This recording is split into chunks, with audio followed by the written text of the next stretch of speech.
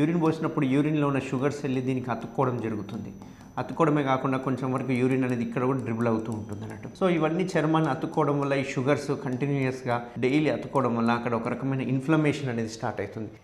Balanitis అనేది ఎప్పుడైనా కానీ అది ఒక inflammation, it's not a infection balanitis అనేది. సో ఇన్ఫ్లమేషన్ వల్ల ఏమవుతుంది అంటే ఈ చర్మం లావ్ అయిపోవడము, థిక్ అయిపోవడం జరుగుతుంది. మనం వెనక్కి బలవంతం చేసినప్పుడు అక్కడక్కడ క్రాక్స్ వచ్చినట్టుగా కూడా అవుతుంది. ఈ క్రాక్స్లో నుంచి అప్పుడప్పుడు సెకండరీ ఇన్ఫెక్షన్స్ అంటే బయట నుంచి ఇన్ఫెక్షన్స్ పోవడము, ఒక రకమైన జిగురు లాంటిది ఇక్కడ నుంచి ఇక్కడ తయారయ్యి ఆ తయారైన జిగురు బయటికి రావడము, దీన్నే మనము వైట్ డిశ్చార్జ్గా కూడా చెప్తూ ఉంటాం అన్నట్టు. దాన్ని స్మెగ్మా అని చెప్తుంటాం. ఆ స్మెగ్మా క్లీన్ చేసుకోనికి లేక అక్కడ నుంచి ఓ జిగురు లాగా బయటికి రావడం జరుగుతుంటుంది. ఇంటర్కోర్స్ చేసినప్పుడు, సంభోగం చేసినప్పుడు ఈ ఏరియా ఏదైతే ఉందో మొత్తము ఎర్రగా అయిపోయి కొందరికి బాగా దురదలు పెట్టడము, క్లీన్ చేసుకోనికి రాక దీని మీద కూడా చిన్న చిన్న గుల్లలు అవ్వడము, చిన్న చిన్న పింపుల్స్ అవ్వడం, ఇట్లాంటివన్నీ మనం చూస్తుంటాం.